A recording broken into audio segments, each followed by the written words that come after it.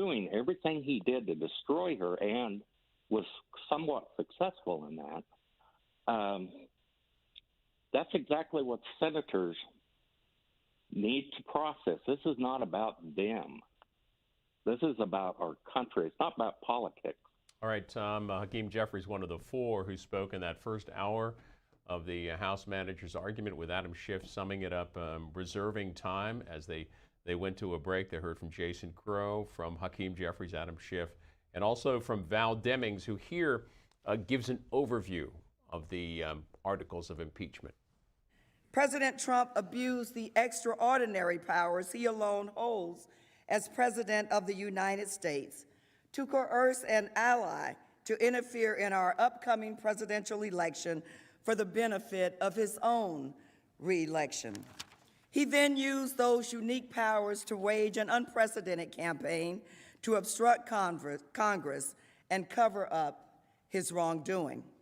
As the president's scheme to corrupt our election progressed over several months, it became, as one witness described, more insidious. The president and his agents wielded the powers of the presidency and the full weight of the U.S. government to increase pressure on Ukraine's new president to coerce him to announce 2 sham investigations that would smear his potential election opponent and raise his political standing. By early September of last year, the president's pressure campaign appeared on the verge of succeeding. Until that is, the president got caught and the scheme was exposed. In response, President Trump ordered a massive cover-up, unprecedented in American history. He tried to conceal the facts from Congress, using every tool and legal window dressing he could to block evidence and muzzle witnesses. He tried to prevent the public from learning how he placed himself above country. And yet, even as President Trump has orchestrated this cover-up and obstructed Congress's impeachment inquiry, he remains unapologetic, unrestrained, and intent on continuing his sham to defraud our elections. As I stand here today, delivering the House's closing argument, President Trump's constitutional crimes, his crimes against the American people and the nation, remain in progress. As you make your final determination on the president's guilt, it is therefore worth revisiting the totality of the president's misconduct.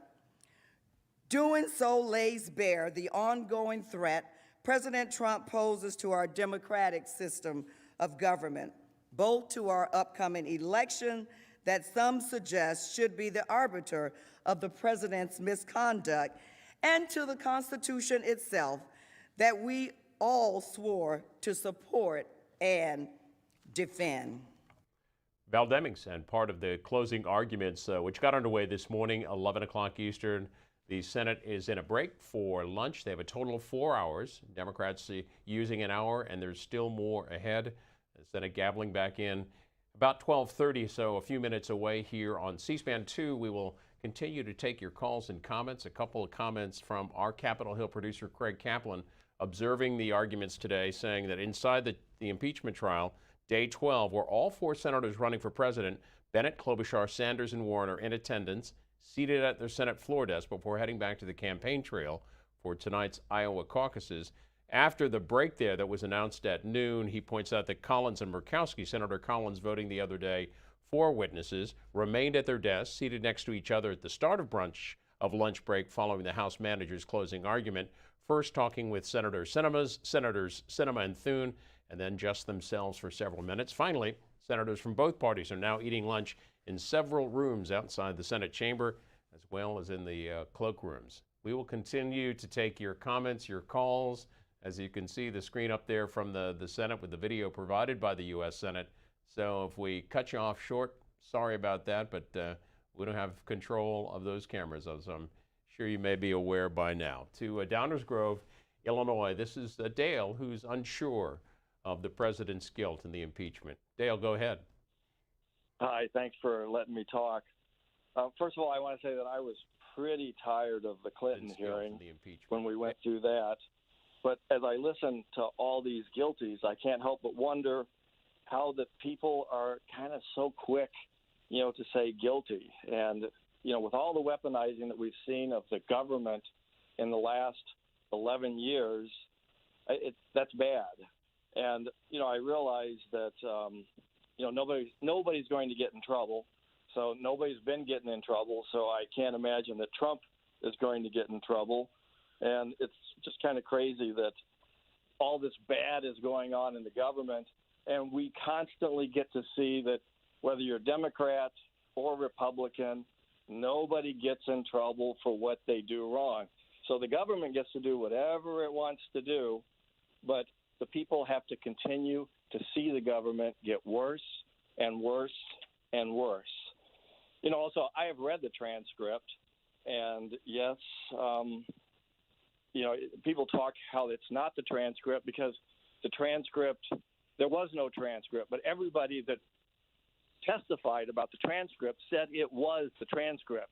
So I wish some of your listeners kind of would quit talking about that it wasn't the transcript, because that's all I've got. After reading that, that's all I've got to be able to form my own opinion after listening to all the congressmen and lawyers go back and forth on what they're saying. But my last point, nobody's getting in trouble because nobody has gotten in trouble.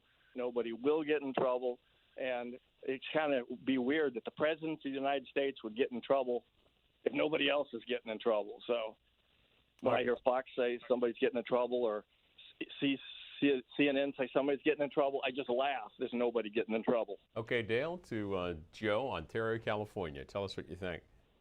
Hi, thank you. I think that these Republican senators remind me of the Charles Manson girls. They would do anything that Charles Manson did.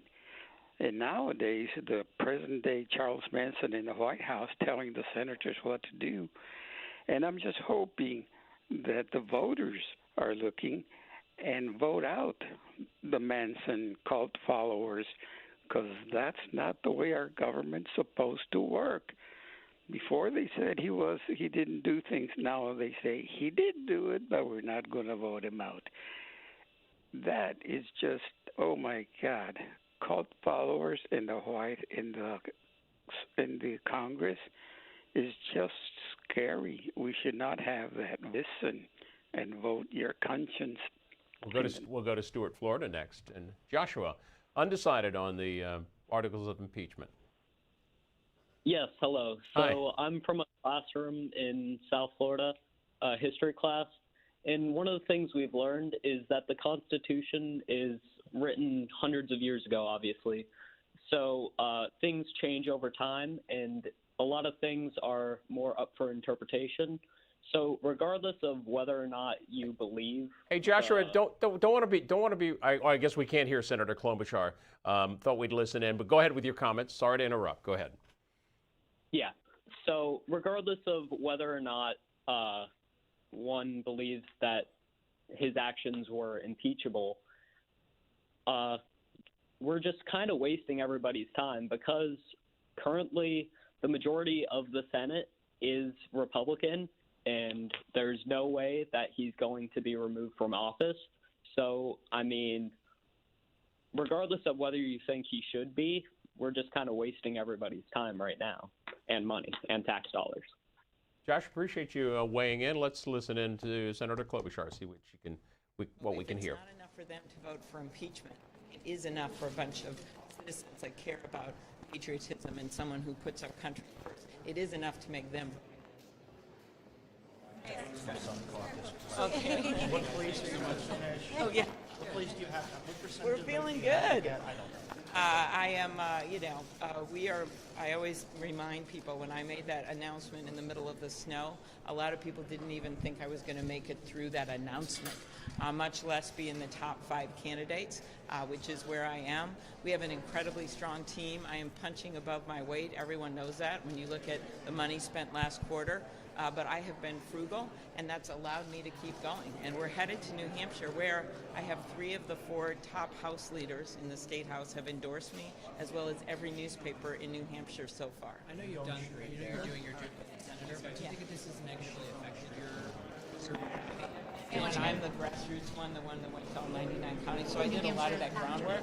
But obviously, the last week, I would have been the one that would have been on some crazy schedule to every small town in Iowa, and I couldn't do that. But we'll let the chips fall where they may. Thank you, guys. Senator Amy Klobuchar talking about the Iowa caucuses tonight. She, Senator Sanders, Senator Warren will be leaving this afternoon once the Senate trial wraps up mid-afternoon East Coast time.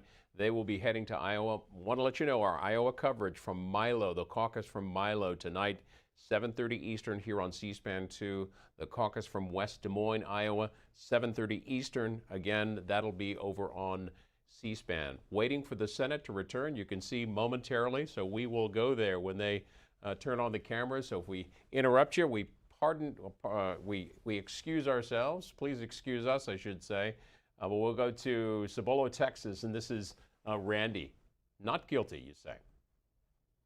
Yeah, I say not guilty. And I've watched the House representatives make their case in the past several months.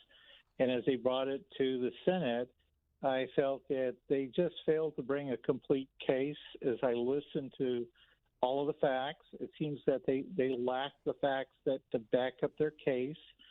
And as a person who wouldn't want to go to trial unless you brought the facts, witnesses, and documents as they were saying, and they didn't even seem to try to do that when they had the opportunity back at the House, the managers. And the fact that the president himself, his team, was not allowed to represent himself during the House hearings, I felt was not right, particularly in our country with the value systems that we have here.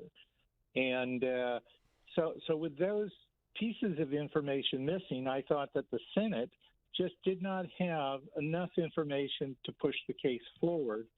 And I thought it was out of place, given the Constitution, for them to be calling in witnesses and more documents with the 28,000 pages of documents they had and all of the witness testimony that was brought forward and all of the charts. And it just reminded me of when I was in government, working in programs where you had to bring the documents, you had to bring your case forward, and in order to get it heard properly. So I felt they just didn't bring enough. They fell short by a lot. So that's why I am voting not guilty. Okay, another view from Texas here. Arlington, Texas. Diane, unsure about the impeachment articles. Senator Feinstein coming into the chamber. Go ahead, Diane. Hi. I was just calling to say, shouldn't everyone at this point be undecided? If we sit here and we look at how court cases are, and if you were sitting on a jury, you're not supposed to make a decision until the final words are said, and until the judge or anybody tells you what you're supposed to decide the case on. And it's just amazing to me. I guess I called in undecided to point out that when you hear people calling into your program, a lot of them are so emotional about this that you can't judge a case on your emotions. It has to be on the facts. I've been in jury duty before. I've watched cases before. And a lot of times it all is dependent on the attorney who's presenting the case. If I was to vote on it right now, I'm going to wait till the end. Mm-hmm. But if I was on how the presentation of the case was, the Democrat side of this is so emotional and so wrapped up into the history of hatred. And then you've got the other side on behalf of the president who's being calm, collected, and stating the facts. So if you're a juror and you're sitting in that jury box, do you go on emotion or you go on facts? Diane, in Texas, and just to let you know the timeline, as we saw the majority leader entering the Senate chamber, so they should be resuming here very, very shortly. And we'll go there obviously live when it happens. Just to go over the timeline, so far 1 hour has been used of the final 4 hours of closing arguments, equally divided between both sides. We expect the trial to continue to mid-afternoon today, 3 o'clock or so, maybe a little after, given the lunch break. Afterwards, after that, the Senate will be in a period of what they call morning business, allowing senators on the floor to speak up to 10 minutes at a time on the impeachment trial, with a vote set for Wednesday afternoon at 4 o'clock Eastern on the 2 articles of impeachment. We are waiting for the Senate cameras to go back on. Senator Leahy, going by reporters, are not peering anything from him, but as he's often done, taking pictures himself. So the goings on. Fred's in Edmond, Oklahoma, who says guilty. Go ahead. Hi, my name is Fred from Oklahoma. Yes, sir. And I do believe that the Democrats are doing exactly what they did with the Kavanaugh hearings. No proof, no evidence. They made that poor woman Ford look like an idiot. She had her own friends turning on her. And this seems to be the same exact case. No proof, no evidence. Now, instead of them doing their job, which is a good possibility, I don't know that he's not guilty. I don't. But I would have to say on the evidence that he is being shanghaied because the Democrats, they did not do their job. Every time Adam Schiff speaks to me, it seems to me like it's another lie. I mean, he should be Pinocchio. Everything is not proven. Why is no one challenging him? I mean, the whistleblower or the make-believe, you know, if you watch the Facebook and all that stuff, they've got him pictures of that Shamoa, whatever his name is, with him and his family and pictures of him and his daughter. If he's a whistleblower, then that seems pretty biased to me. To Rogers, Arkansas. We hear from William, who says not guilty. Yeah, thank you for taking my call. I was just, I think Diane really hit the nail on the head earlier, talking about how the House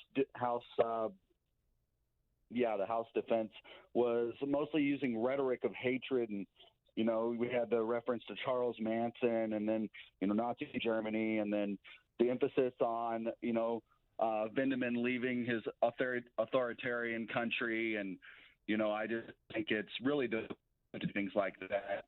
And then there's been several guilty callers call in, and they're just full of that same energy, using that same rhetoric.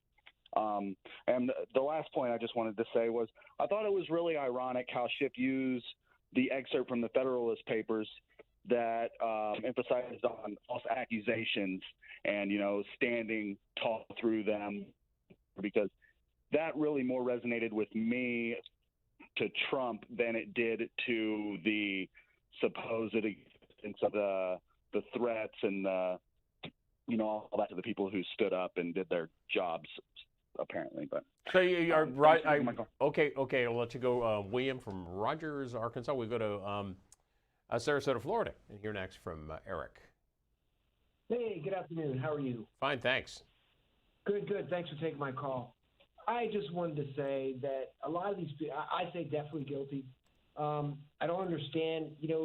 Trump has always been a king of misinformation. And, we don't need any more evidence. We have recorded evidence of him committing a crime. I don't understand. And the misuse of millions of taxpayer dollars for his political advantage. My understanding of the Republican Party is not even there. I do not understand them. I don't understand most of the people that support him. He has been for years, like I said earlier, a king of misinformation. And we'll let you go. We'll let you go there, Eric. We're going to listen into Iowa Senator Joni Ernst. On the negatives, if he steps in that water, he could do that, but I just really want him to project a strong message about everything that he and his administration partnered with a Republican Senate, all of those wonderful things that we've been able to do. He's got a lot of really great things going on with him, and I think we should take that time and focus on that. And let's focus on the things that can bring us together. What does he want to see coming up next? We've got infrastructure we need to be working on. I think we really need something that'll pull Democrats and Republicans back together again. We really need to be working through a number of these issues in a bipartisan manner. So I'm really doing that.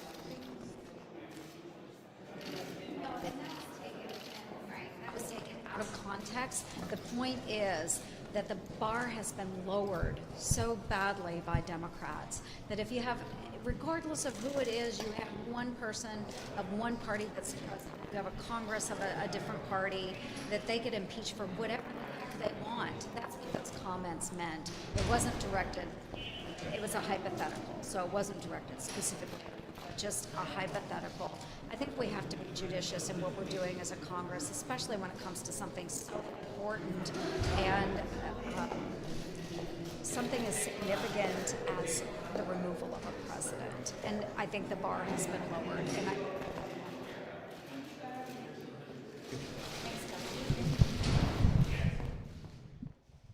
Joni Ernst heading into the Senate. We saw about 10 minutes ago the Majority Leader Mitch McConnell entering. Chad Pergram of Fox says that the Majority Leader was silent when asked if he will have unanimity on his side in support of acquittal for the president when asked about the Wednesday trial verdicts. More closing arguments ahead. Senate reconvening momentarily. We continue with your comments and calls. Stockton, California. Sylbeen, not guilty line. Stockton, California. You're on the air. Go ahead. Hello.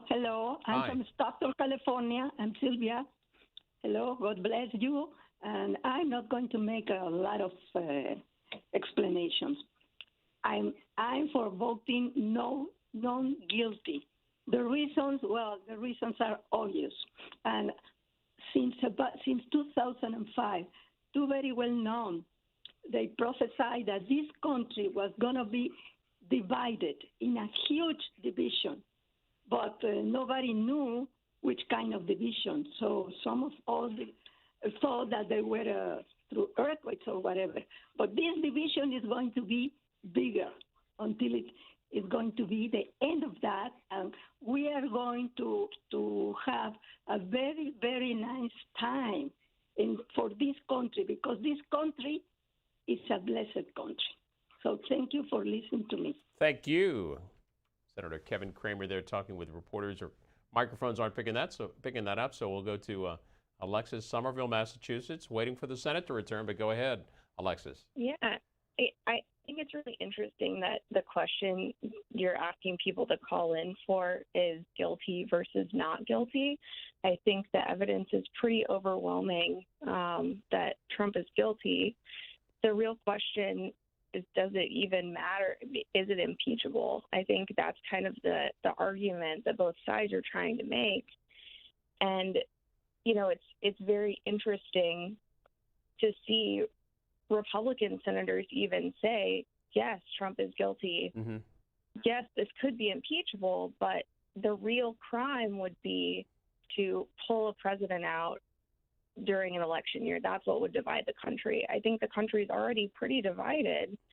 And so it's very sad to see people, you know, completely admit his guilt, say that it's something that definitely violates the Constitution, but this is the thing that we shouldn't do. We shouldn't pull the president out. You know, your views reflected in a New York Times piece. It said a growing number of Republicans have acknowledged that President Trump's phone call with Ukraine wasn't perfect, but they argue it doesn't merit his approval. Alexis, let me ask you, so this, assuming President Trump's acquitted of the charges in the articles of impeachment in the Wednesday vote, this will have made the third Senate trial of a president in our history, and we will never removed a president by a Senate vote. Do you think that shows the system is working or is broken? You know, I think the system's been broken for a while now. You can argue against partisan impeachment. You can argue against trying to make this, you know, focused on attacking one person versus another. But the truth of the matter, I mean, you saw Justice Roberts sitting like a freaking potted plant, doing absolutely nothing. And Warren's question saying, is he even relevant to this situation? I think by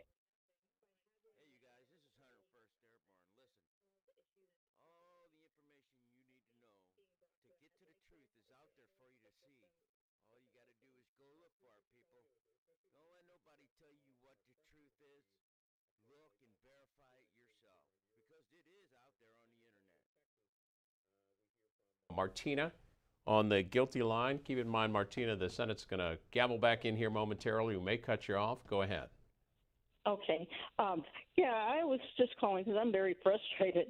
I have been watching the whole thing from the very beginning.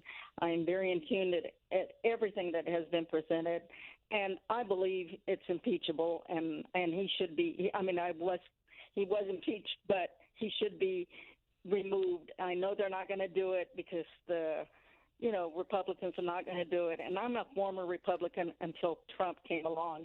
I'm 69 years old. I've been a Republican all my life. And I cannot believe that even people here in Texas, still cannot see all the evidence has come out, and there could be more, or there should have been more if they had allowed the witnesses. But unfortunately, they are not willing to hear the truth. And I am so disappointed. I will never vote for another Republican. And to all those people that are saying that he's not guilty and that, that it's not, it's just not going to happen ever. Well, our system is broken, and that's all I've got to say. We just saw moments ago Senator Lamar Alexander of Tennessee, whose decision Friday to not vote in favor.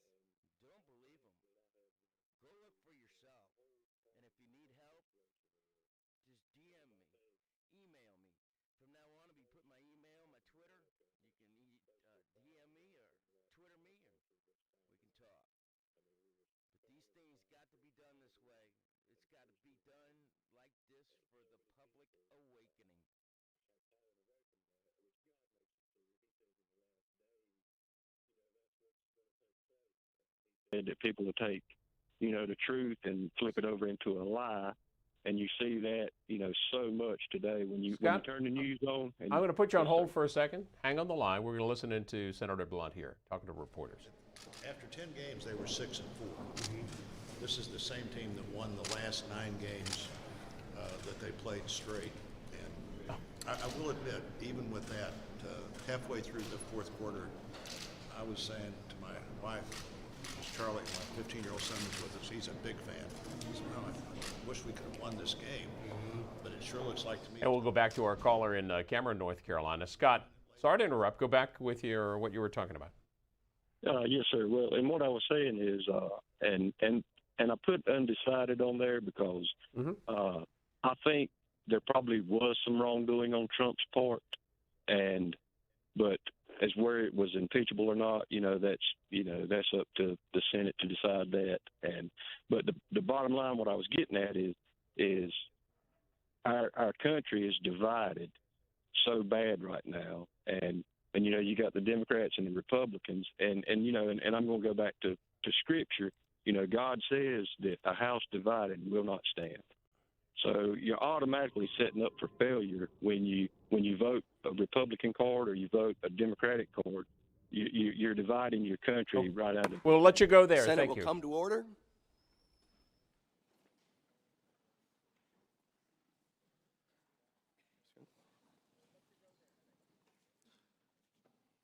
Thank you, Mr. Chief Justice, Majority Leader McConnell, Democratic Leader Schumer, Senators. Thank you very much on behalf of all of us for your continued attention. Today we are going to complete our argument and finish our closing argument. We will complete that in a very efficient period of time.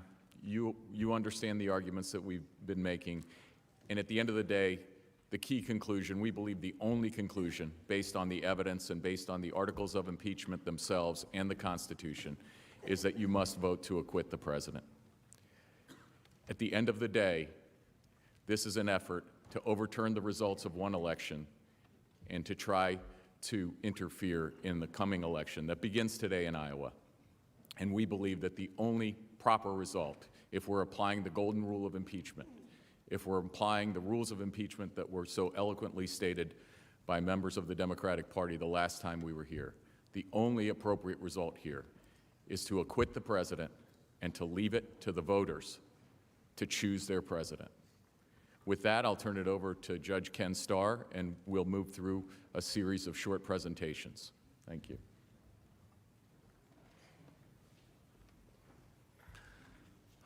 Mr. Chief Justice, members of the Senate, Majority Leader McConnell, Minority Leader Schumer, House Impeachment managers and their very able staff. As World War I, the war to end all wars, was drawing to a close, an American soldier sat down at a piano and composed a song. It was designed to be part of a musical revue for his Army camp out on Long Island, Suffolk County. The song was God Bless America. The composer, of course, was Irving Berlin, who came here at the age of 5, son of immigrants who came to this country for freedom. As composers are wont to do, Berlin worked very carefully with the lyrics. The song needed to be pure. It needed to be above politics, above partisanship.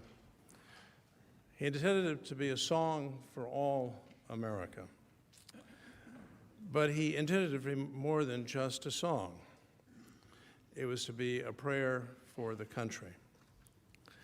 As your very distinguished chaplain, Admiral Barry Black, has done in his prayers on these long days that you've spent as judges in the High Court of Impeachment, we've been reminded of what our country is all about, and that it stands for one nation under God. The nation is about freedom. And we hear the voice of Martin Luther King Jr. and his dream-filled speech about freedom, echoing the great passages inscribed on America's Temple of Justice, the Lincoln Memorial, which stood behind Dr. King as he spoke on that historic day. Dr. King is gone, felled by an assassin's bullet, but his words remain with us. And during his magnificent life, Dr. King spoke not only about freedom, freedom standing alone. He spoke frequently about freedom and justice. And in his speeches, he summed up regularly the words of a Unitarian abolitionist from the prior century, Theodore Parker, who referred to the moral arc of the universe. The long moral arc of the universe points toward justice, freedom and justice. Freedom whose contours have been shaped over the centuries in the English-speaking world by what Justice Benjamin Cardozo called the authentic forms of justice through which the community expresses itself in law. Authenticity. And at the foundation of those authentic forms of justice is fundamental fairness. It's playing by the rules. It's why we don't allow deflated footballs or stealing signs from the field. Rules are rules. They are to be followed. And so I submit that a key question to be asked as you begin your deliberations: were the rules here faithfully followed? If not, if that is your judgment, then with all due respect, the prosecutors should not be rewarded, just as federal prosecutors are not rewarded. You didn't follow the rules. You should have. As a young lawyer, I was blessed to work with one of the great trial lawyers of his time. And I asked him, Dit, what's your secret? He had just defended successfully a former United States senator who was charged with a serious offense, perjury, before a federal grand jury. His response was simple and forthright. His words could have come from Prairie lawyer Abe Lincoln. I let the judge and the jury know that they can believe and trust every word that comes out of my mouth. I will not be proven wrong. And so here's a question as you begin your deliberations. Have the facts as presented to you as a court, as the high court of impeachment, proven trustworthy? Has there been full and fair disclosure in the course of these proceedings? Fundamental fairness. I recall these words from the podium last week. A point would be made by one of the president's lawyers, and then this would follow. The House managers didn't tell you that.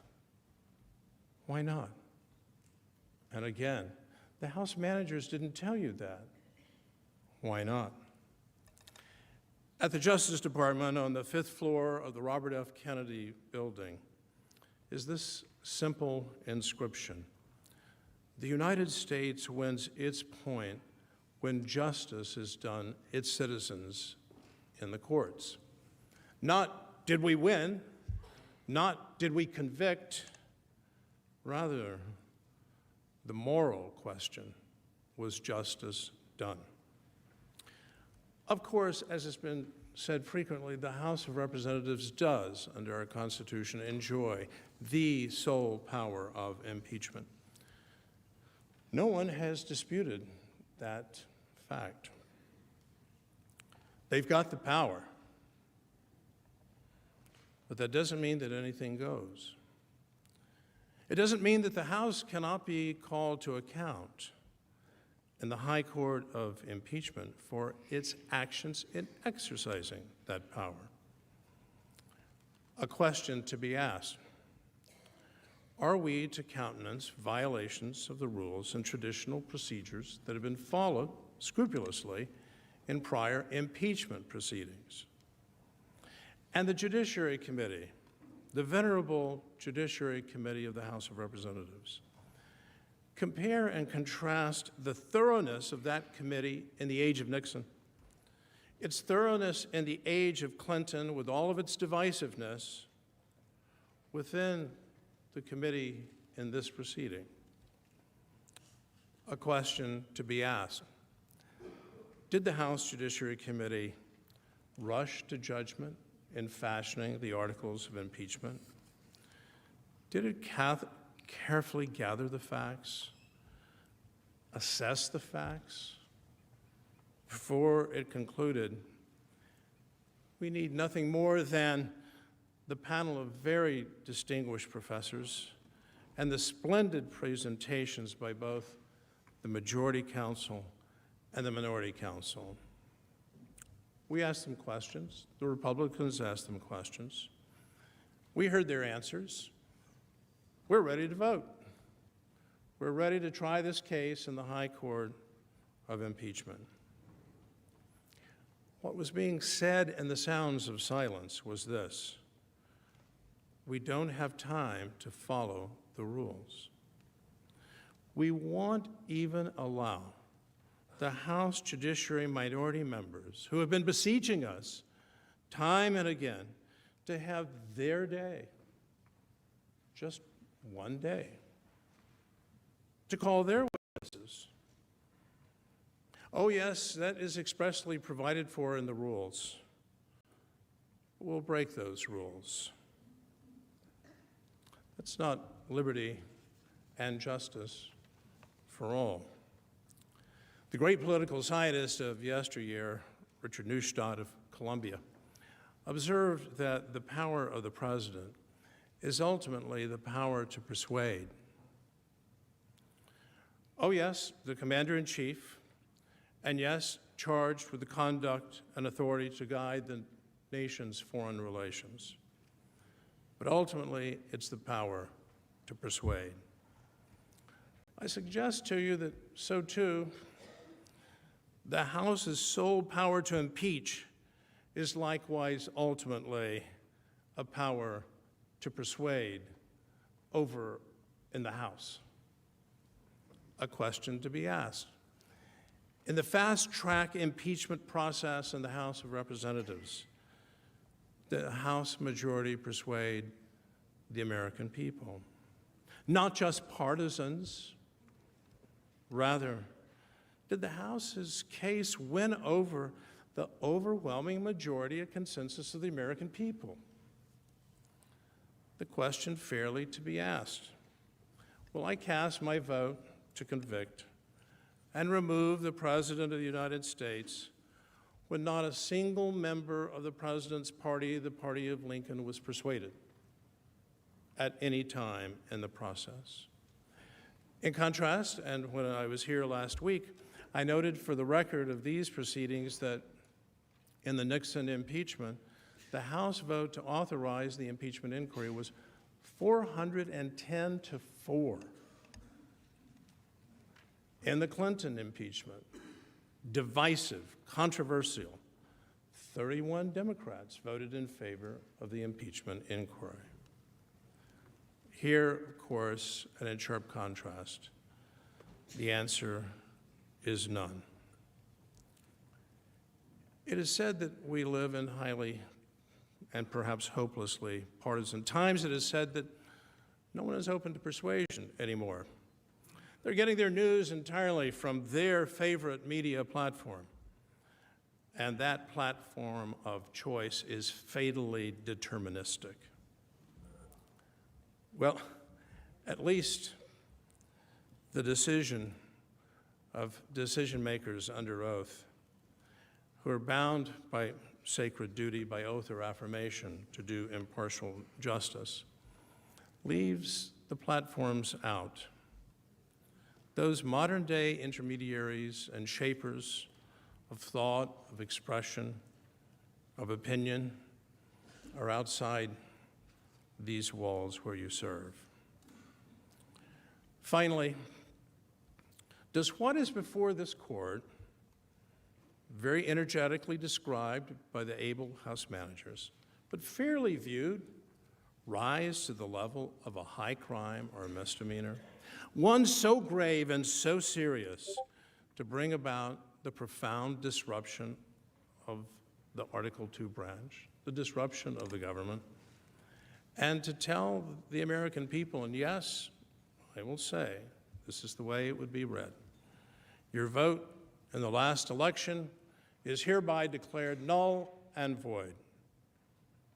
And by the way, we're not going to allow you, the American people, to sit in judgment on this president and his record in November.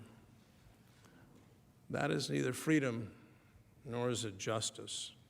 It's certainly not consistent with the most basic freedom of we, the people, the freedom to vote. I thank the court. I yield to my colleague, Mr. Purpura.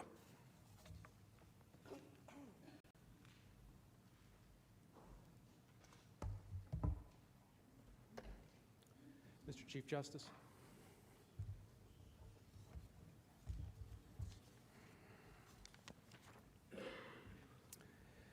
Members of the Senate, good afternoon. I will be relatively brief today and will not repeat the arguments that we've made throughout, but I just want to highlight a few things. There are a number of reasons why the articles of impeachment are deficient and must fail. My colleagues have spent the past week describing those reasons. In my time today, I'd like to review just a few core facts, which again, remember, are all drawn from the record on which the president was impeached in the House and that the House managers brought to this body in support of the president's removal. First, the president did not condition security assistance or a meeting on anything during the July 25 call. In fact, both Ambassador Yovanovitch and Mr. Tim Morrison confirmed that the Javelin missiles and the security assistance were completely unrelated. The concerns that Lieutenant Colonel Vindman expressed on the call were, by his own words and admission, based on deep policy concerns. And remember, as we said before, and everyone in this room knows, the president sets the foreign policy. The unelected staff implements the policy. Others on the call, including Lieutenant Colonel Vindman's boss, Mr. Morrison, as well as Lieutenant General Keith Kellogg, had no such concerns and have stated that they have heard nothing improper, unlawful, or otherwise troubling on the July 25 call. Second, President Zelensky and his top advisors agreed that there was nothing wrong with the July 25 call and that they felt no pressure from President Trump. President Zelensky said that the call was good, normal, and no one pushed me. President Zelensky's top advisor, Andrei Yermak, was asked if he had ever felt there was a connection between the U.S. military aid and the requests for investigations. He was adamant that we never had that feeling, and we did not have the feeling that this aid was connected to any one specific issue. Several other top Ukrainian officials have said the same, both publicly and in readouts of the July 25 call to Ambassador Taylor, Ambassador Volker, and others. Third, President Zelensky and the highest levels of the Ukrainian government did not learn of the pause until August 28th, more than a month after the July 25 call between President Trump and President Zelensky. President Zelensky himself said, "I had no idea military aid was held up. When I did find out, I raised it with Pence in Warsaw," referring to the vice president. The meeting in Warsaw took place 3 days after the Politico article was published on September 1st, 2019. Mr. Yermak likewise said that President Zelensky and his key advisors learned of the pause only from the August 28 Politico article. And just last week, while we were in this trial, Alexander Daniluk, former chairman of Ukraine's National Security and Defense Council, said he first found out that the U.S. was withholding aid to Ukraine by reading Politico's article published August 28. Mr. Daniluk also said there was panic within the Zelensky administration when they found out about the hold from the Politico article, indicating that the highest levels of the administration were unaware of the pause until the article was published. And if that's not enough, Ambassador Volker, Ambassador Taylor, Deputy Assistant Secretary of State George Kent, and Mr. Morrison all also testified that the Ukrainians did not know about the security hold until the Politico article on August 28. And we showed you the text message from Mr. Yermak to Ambassador high-level bilateral meetings at which the Ukrainians did not bring up the pause in the security assistance because they did not know about it. When they did find out on August 28, they raised the issue at the very next meeting in Warsaw on September 1st. This is a really important point. As Ambassador Volker testified, if the Ukrainians didn't know about the pause, then there was no leverage implied. Croft, who worked for Ambassador Volker, couldn't remember the specifics she believed the Ukrainians when news of the pause became public. House managers also mentioned Lieutenant Colonel Vindman, who claimed to have vague recollections of unspecified queries about aid from Ukraine time frame. Lieutenant Colonel ultimately agreed that the Ukrainians were concerned about the hold on security. The first stories emerged in the open source.